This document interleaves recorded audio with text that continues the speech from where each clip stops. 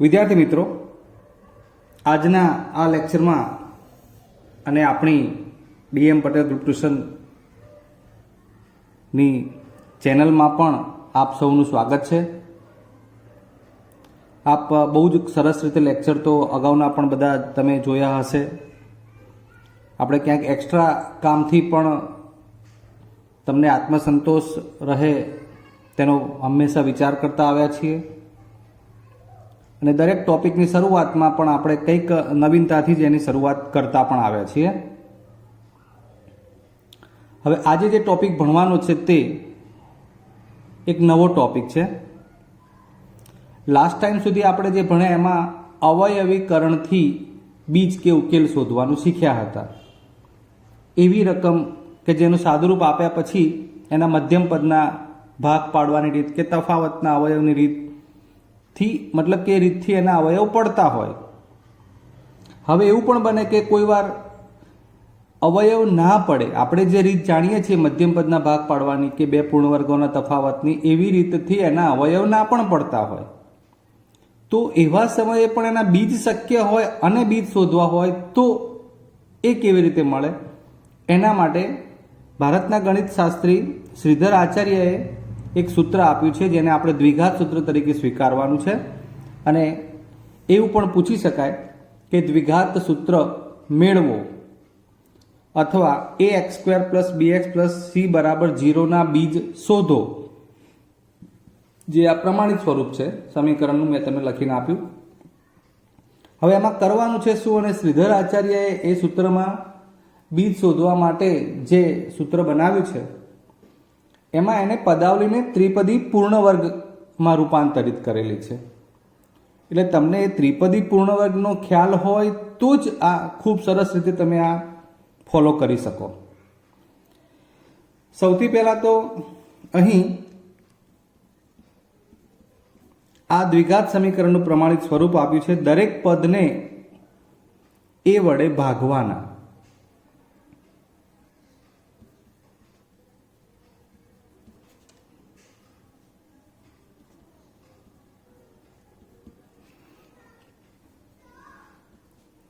હું તમને અહીંયા વિસ્તૃત લખીને જ બતાવું છું. એટલે અહીંયા આપણા એ વડે ભાગ્યું, અહીંયા પણ આ એ વડે ભાગ્યું, અહીંયા પણ આ એ વડે ને અહીંયા પણ એ વડે, બંને બાજુ એનો મતલબ કે 0 ને પણ ભાગવાનું થાય. હવે આ એ ઉડી જાય માટે અહીં વધે x² plus b/a × x plus c/a બરાબર 0. આ સૌથી પહેલું કામ થયું. એ વડે દરેક પદને આપણે ભાગ્યા. હવે જે ચર્ચા કરવાની છે તે તમને મેં કહ્યું તે પ્રમાણે કે એને પૂર્ણ વર્ગ બનાવવાની છે પદાવલીને. આપણી પાસે પહેલું પદ આ છે, પછી બીજું હતું b/a × x, ત્રીજું જે કોઈ પણ હોય. પણ આ પદ જો આ પ્રથમ પદ હોય, આ મધ્યમ પદ હોય તો આ અંતિમ પદ શોધવું પડે. જે અંતિમ પદના સૂત્રથી માનો આપણે શોધીએ તો અંતિમ પદ બરાબર મધ્યમ પદનો વર્ગ / 4 × પ્રથમ પદ. આ મધ્યમ પદ b/a × x નો વર્ગ, એટલે આપણે એને 2 વાર લખીએ. b/a × x આ વર્ગ કાઢી નાખીએ. 4 × પ્રથમ પદ એટલે x². તો આ x ને x² ઉડી ગયા. હવે ઉપર b/a × b/a અને આ છેદમાં 4, એટલે b × b એટલે ઉપર b² અને a × a એટલે નીચે આવશે a² 4. b² / 4a², એવું અહીં અંતિમ પદ હોવું જોઈએ. આ સમજી લો બરોબર કેવી રીતે મળ્યું છે. પ્રથમ પદ અંદર રકમમાં જે તમને હું બતાવું, આ તમે જોઈ શકો છો x² છે, પછી બીજું b/a × x છે, c/a ને હમણાં છોડ દો. પહેલું અને આ મધ્યમ પદ ગણતરી કરી તો એ પ્રમાણે આપણે આ x² b/a × x, તો અંતિમ પદ આ સૂત્રથી શોધ્યું છે. મધ્યમ પદનો વર્ગ / 4 × પ્રથમ પદ એ પ્રમાણે, તો b² / 4a² આવ્યું. ઓકે, તો b²/4a², હવે આને આપણે વર્ગમૂળમાં રૂપાંતરિત કરવું હોય તો એ પ્રમાણે આમાંથી b²નું વર્ગમૂળ b થાય અને આ નીચે 2a અને હોલ સ્ક્વેર થાય. ક્લિયર? એટલે આપણે જે કામ કરવાના છીએ તે કે જેમાં b/2a નો વર્ગ, આ અંતિમ પદ આપણે બહારથી અંદર સેટ કરવું પડે, એટલે એને ઉમેરવાનું છે અને બાદ પણ કરવાનું થશે. જોઈએ કેવી રીતે. અહીં નજર નાખો. હવે આ થયું પહેલું x² plus b/a into x. તમને હવે હું જે પદ લખી બતાવું છું એ ક્યાંય કોઈ પુસ્તકમાં લખેલું નહીં હોય, જે આપણે આ શોધ્યું છે તે બતાવું. b²/4a². આ ઉમેર્યું અને એ જ બાદ કર્યું b²/4a². સમજો, આ જેવું પ્લસ કર્યું છે એવું માઇનસ કર્યું અને આ વત્તા c/a બરાબર 0. બરાબર શું? 0. તમે જ્યાં કોઈ સામયિકમાં જોવાના છો ત્યાં તમને આવું લખીને આપ્યું હશે. એનો મતલબ એક જ થાય, b/a ઇન્ટુ x પ્લસ આને વર્ગમૂળમાં લીધું છે b/2a નો હોલ સ્ક્વેર કર્યો છે આની જગ્યાએ, અને આને પણ એ જ રીતે b/2a એનો હોલ સ્ક્વેર વત્તા c/a બરાબર 0. મૂળ મુદ્દે થયું છે શું એ સમજી લો. તો આપણે આ અંતિમ પદ જે અહીંયા લખ્યું મેં અત્યારે, આ ઉમેર્યું અને એને બાદ કર્યું આ રકમમાં. 1, 2, 3 પદમાં ચોથું આ ઉમેર્યું ને એના એ જ પદ બાદ કરી નાખ્યું, એટલે બેલેન્સ થઈ ગયું કહેવાય, સંતુલન જળવાઈ ગયું કહેવાય. હવે આ 3 પદ એ ત્રિપદી પૂર્ણ વર્ગ બને. આ પદ અંદર લખેલું નથી. તમે ચાહો તો આને ખાસ ધ્યાનમાં લઈને લખી શકો. બરાબર છે? એટલે આ આનો વર્ગ હતો એટલે b² વર્ગમૂળ b, 4a² 2a અને આખા કૌંસની ઉપર વર્ગ આપી દીધો. એટલે આ બે પદોમાં વર્ગ રીતે આપણે રૂપાંતરિત કરીને બતાવ્યા. આને અલગ પાડી દઈશું. ક્લિયર? આ મુખ્ય પદ છે. હવે આમાંથી આ ત્રિપદી પૂર્ણ વર્ગ બની ગઈ, એટલે એનો હોલ સ્ક્વેરમાં રૂપાંતર અને આ પદ સામે જવા દો. હવે આપણે સાદુરૂપ ઉપર જ ધ્યાન આપવાનું થશે. તો પહેલાં તો આપણે એને જેમ છે એમ લખીએ તો આ x² plus b/a into x plus b/2a એનો હોલ સ્ક્વેર. હવે આ માઇનસવાળું પદ છે પણ આપણે આ બરાબરની સામે બધું જ આ જવા દેવું હોય આખું, તો આ b/2a એનો વર્ગ અને આ પ્લસનું થઈ જશે -c/a. ક્લિયર? આ બંને પદો બરાબરની સામે ગયા. એટલે હવે આ ત્રિપદીને ત્રિપદી પૂર્ણ વર્ગ પ્રમાણે લખવું હોય તો યાદ કરો. ફરીવાર આ 1, 2 અને 3 પદ આ બાજુ રાખ્યા છે, આ બંને પદો સામે ગયા, 0 બરાબરની જમણી બાજુએ. એટલે આ બરાબર અને આ પદ માઇનસ હતું એ પ્લસ કર્યું, પ્લસ હતું એ માઇનસ કર્યું. હવે આ ત્રિપદીમાંથી દ્વિપદીનો વર્ગ બને, એટલે આનું વર્ગમૂળ આવે x, મધ્યમ પદની નિશાની પ્લસ અહીંથી આવે અંતિમ પદ b/2a અને એનો વર્ગ. આ પણ યાદ રહેવું જોઈએ. પ્રથમ પદ એનું વર્ગમૂળ થયું પ્લસ મધ્યમ પદની નિશાની, અંતિમ પદ આ વર્ગ છે એટલે પોતે જે b/2a છે એ વર્ગમૂળ કહેવાય, અને આખા કૌંસની બહાર 2 ઘાત. આ દ્વિપદીનો વર્ગનું વિસ્તરણ કરો એટલે આ 3 પદ છૂટા પડતા હોય એટલે એ ત્રિપદી પૂર્ણ વર્ગ કહેવાય, એમાંથી દ્વિપદીનો વર્ગ બને. ચલો હવે જમણી બાજુ, તો આ છે b². આ તો આપણે આગળ પણ લાવ્યા છીએ અને આ છૂટું કર્યું, 2 નો વર્ગ કર્યો અને એનો પણ વર્ગ, કારણ કે આનું પણ આપણે સાદુરૂપ આપતા જવાનું છે. હાલ આપણે x પ્લસ b/2a નો વર્ગ લખી અને આનું સાદુરૂપ લઈ લઈએ. b²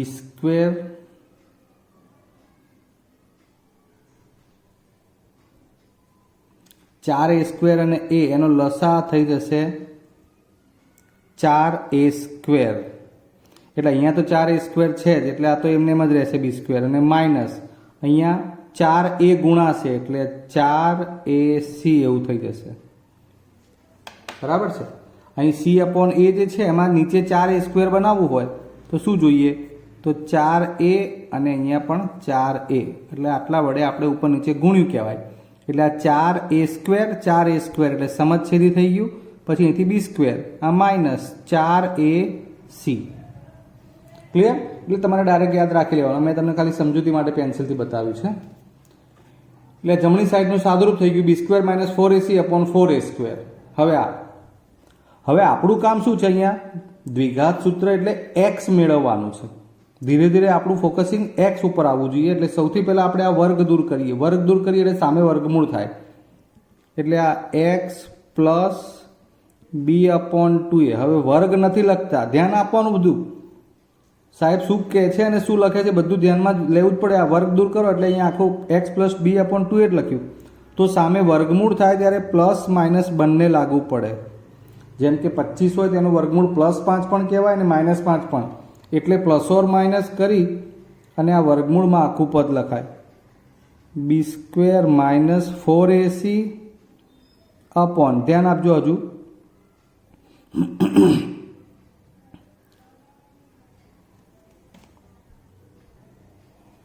આ b² - 4ac એનું વર્ગમૂળ બતાવ્યું અને છેદમાં. હવે આ છેદને વર્ગમૂળ સાથે લેવા દેવા નથી. કેમ કે આનું વર્ગમૂળ કાઢો એટલે 4 નું 2 અને a² નું a. ક્લિયર? ફરીવાર આ વર્ગ દૂર કર્યો એટલે x પ્લસ b/2a. આખા પદનું વર્ગમૂળ લેવું તો એમાં છેદમાં જુઓ તો શરૂઆતથી અલગ બતાવી દઉં. તો 4 નું વર્ગમૂળ 2 અને a² નું વર્ગમૂળ a. પછી ઉપરનું પદ એમને એમ રાખી, કારણ કે માઇનસ છે એટલે ડાયરેક્ટ b² નું b ને 4 નું 2 એવું ના થાય. આ આખું પદ છે એટલે b² - 4ac એને વર્ગમૂળની નિશાની મળશે. આખો છેદ અલગ પડી જાય. 4 નું વર્ગમૂળ 2 અને a² નું a. હજુ આપણે તો x બરાબર લાવવાનું છે એટલે પાછા b/2a ને ખસેડવા પડે. એટલે હજુ b/2a ને સામે લઈ જઈએ. તો માટે x બરાબર આ b/2a સામે જાય એટલે માઇનસ b/2a, પછી આ પ્લસ ઓર માઇનસ અને આ વર્ગમૂળમાં b² - 4ac અને આખાના છેદમાં 2a. આટલું બન્યું. માઇનસ b/2a સામે ગયા, પ્લસ b/2a સામે ગયા એટલે માઇનસ થયા. હવે 2a સમજછેદી બની ગયા. પણ હવે તમારે અહીંયા એક મોટી વાત સમજવાની થાય કે આ પ્લસ ઓર માઇનસ છે એનો અર્થ શું? તો ધન પ્રમાણે પણ આ b² - 4ac આવે ને ઋણ પ્રમાણે. આપણે હજુ એને આગળ લખીએ.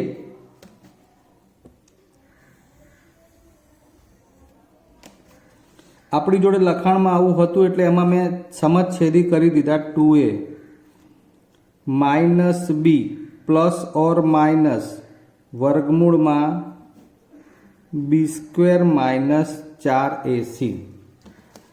જોઈ લો બરોબર.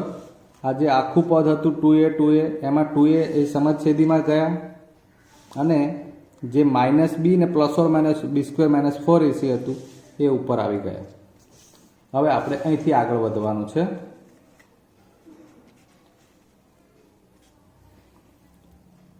હવે આમાંથી શું? તો એકચ્યુઅલમાં અહીંયા બે બીજ છે.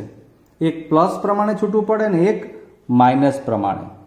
આ ધ્યાન આપજો. એટલે અહીંયા બીજ કયા કયા બનશે? માઇનસ b પ્લસ વર્ગમૂળમાં b² - 4ac/2a.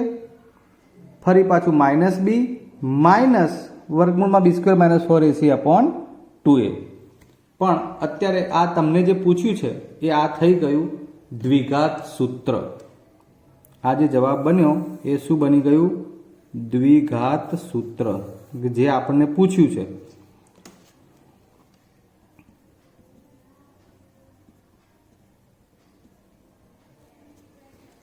ક્લિયર? ફરીવાર એક ઝડપથી ચર્ચા કરી લઈએ. સૌથી પહેલાં દરેક પદને a વડે ભાગવાના એટલે a ઉડી જશે એટલે x² + b/a × x + c/a બરાબર 0.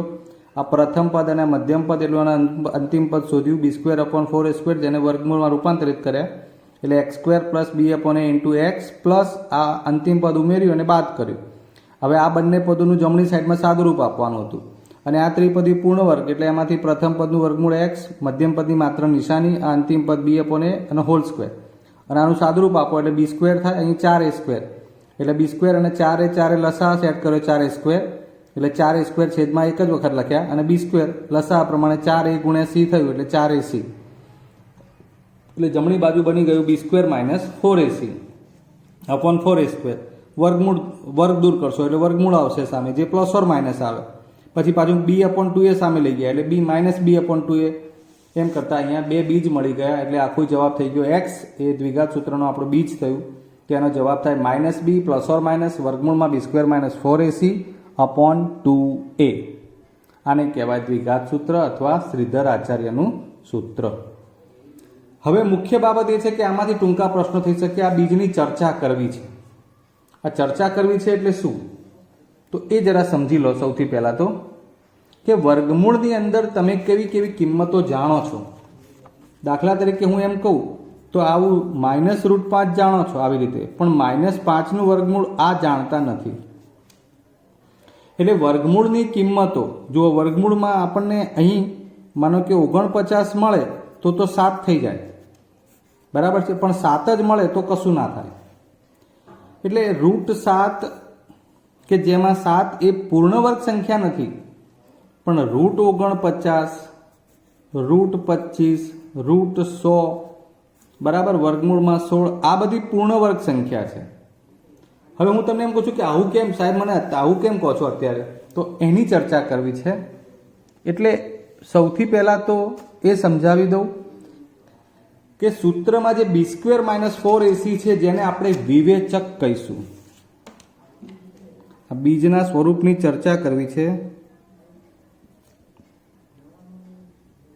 બીજના સ્વરૂપની ચર્ચા જેમાં b² - 4ac જેને કહેવાય વિવેચક,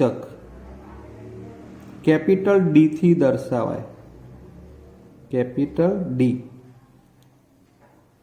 બરાબર છે, આને ડેલ્ટા પણ કહેવાય। તો આ b² - 4ac જ્યારે તમે બીજને એટલે કે b² - 4ac ની અહીં જે કિંમત છે એ કેવી કેવી હોઈ શકે, તો પહેલો જવાબ છે એ ધન હોઈ શકે। વિવેચક કેવો હોઈ શકે, ધન।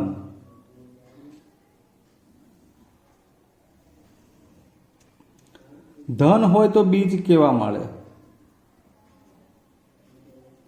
તો સૌથી પહેલા એ જાણી લઈએ કે જો આ ધન હોય તો બીજ વાસ્તવિક અને ભિન્ન મળે। વાસ્તવિક અને ભિન્ન, ભિન્ન એટલે જુદા જુદા। કેમ કે તમે તો વર્ગમૂળમાં 5 મૂકો તો આ √5 વધે અને 5નું વર્ગમૂળ એ અસમય સંખ્યા છે પણ એટલે બીજ વાસ્તવિક કહેવાય, પણ અલગ અલગ પ્લસ અને માઇનસ એ પ્રમાણે મળે તો આ બે બીજ અલગ અલગ થયા એટલે વાસ્તવિક અને ભિન્ન બીજ મળે। હવે ધનમાં પણ ધન અને પૂર્ણ વર્ગ હોય,